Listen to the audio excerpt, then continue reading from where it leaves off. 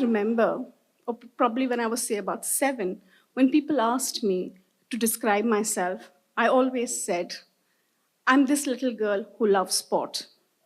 I said that at 7, and I continue to stay that 35 years later. We had a lovely city back then. We weren't a pub city, nor the noisy traffic. So growing up, my father was a police officer, so I grew up in a police colony. So for me, the concept of cricket was these 10, 15 boys in our colony, one bat, one ball, no concept of a non-striker, and you either had the electricity pole or bricks as the wickets. And I was one of those people who always wanted to play with them.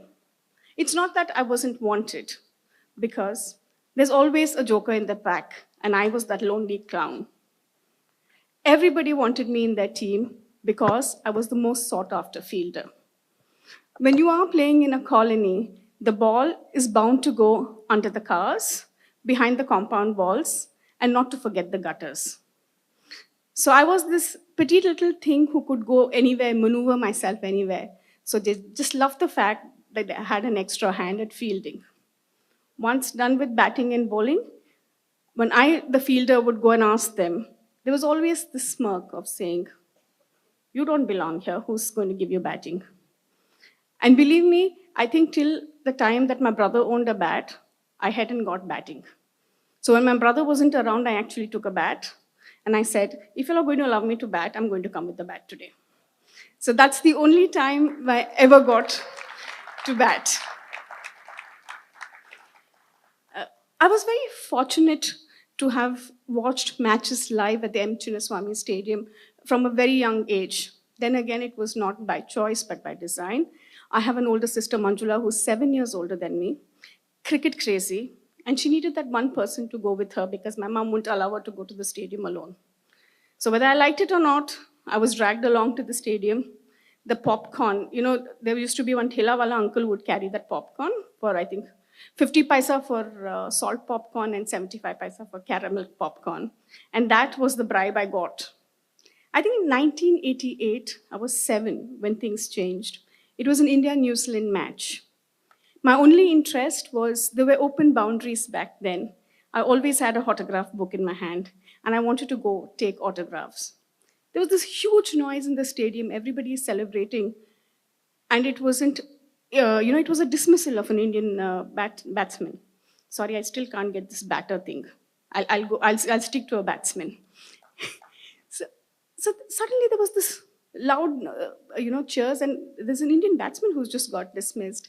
And I think about 25, 30 years later, when I did meet Mr. Hadley and I told him, I watched you as a little girl. His response was, thank you for making me feel very old. The 19 Karnataka was very special for especially school-going kids like me because it saw the emergence of some fantastic cricketers India produced, Dravid, Kumble, Srinath. They also gave us a sense of wanting to watch domestic cricket. It's something I really enjoy covering right now. That kind of gave a flight to a lot of my dreams. And one of the things that I really enjoyed doing was the newspaper cuttings. I cut out pictures of those people. They were in between my textbooks. They also made it to a scrapbook, which interestingly, years later, I think my sister pointed it out to a cricketer and he hasn't stopped embarrassing me since. So it's like, I saw this whole entire gamut of cricketers coming in and it gave me a lot of, and that's when I got thinking, why the hell didn't I ever think of becoming a cricketer? I played hockey at the national level, but then by the time I actually thought I wanted to be a cricketer, thank you, I think I was overaged. But the challenge of being a cricket writer for me was there was always this barb, whether it's a player, a colleague, or a random person. Has she ever held a bat in her hand? So I actually made those nice diagrams. Any unsuspecting curator I would catch in any small ground and ask him about wickets, about soil. And I would actually make notes. Every single night I sat. And one night I remember my dad walking up to me and said, I only wish you had studied half as hard as you do with this cricket. You probably would have been a rank holder. Now, but who was to tell my dad the reward of, having, poured over textbooks would never have been, the joy of, describing Mahendra's MS Dhoni execute his helicopter shot or the mean swing and the Yorkers of Bumrah. That was the reward, which I don't think my dad even understands till date. Also, the funnier part of being a sports journalist, a cricket journalist in particular, was how do you keep the fan away from the journalist? I remember a press conference of a former South Africa captain. So I had the hots for him, and I went and sat in the first row of the press conference. But before I went and sat there, I put my dictaphone on, put no pen, no paper, because my eyes were only on him. I folded my hands, crossed my legs, and I sat through it. I don't remember asking a single question because there was everybody else. I was only going to watch him. Press conference over, I picked up my dictaphone. It was time for me to write. The only thing that came out were tears from my eyes because I had forgotten to put the battery. So I had absolutely no recording of that. And there was a very friendly Mumbai journalist who actually gave me his dictaphone, and he said, you can hear it and type it. That was a hard lesson learned on having to separate a fan moment from a journalist. There was always this people's, barbs and jibs about saying that she doesn't belong. There were many times where I have slept in the night thinking, okay, this is the end of the road for me. But somehow I've woken up every single morning telling myself, okay, that was yesterday. Let's get up, kick some butt.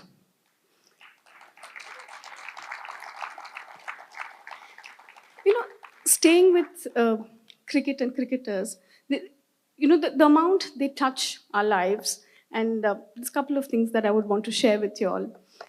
Your real life heroes. I've had those moments, but I've also had these moments where I've felt, the human side. It's also another thing that sport, especially cricket, teaches you, is to stand up for yourself. And it's taught me the very hard way. When people send me those negative messages, and believe me, it happens more with women journalists. I've received a lot of messages where, people have said, you've written crap, you don't know your cricket. And these are people who otherwise would have said, thank you, ma'am, for a good story. So one such cricketer, 2 days after I wrote a story, sent me a message saying, excellent timing of your article. This was, I think, half an hour after his team was bowled out for 80 in a T20 match. I'm generally a non-confrontational person. I thought that person had stretched my limit. And I come from a newspaper industry where giving headlines and smart lines is my bread and butter. I wrote back to him and I said, thank you. I only wish you timed the ball half as well I've timed my story. You would still be playing.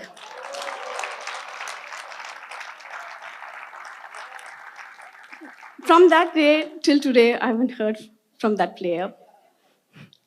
This journey would have never been complete without my family. I'm somebody who's on the road, say 35, 40 days between October and Feb. In between balancing being a good daughter, a good sister to my siblings, and a loving aunt to my niece and my nephews, I don't think any of them ever allowed me to feel any little or any way inferior. But to encapsulate what it has been for me, that little girl who stood, on the boundary line of the M. Chinnaswamy Stadium, waiting to take autographs, today sits in the press box of that stadium, writing and living a dream which I won't give up for anything in the world. Thank you.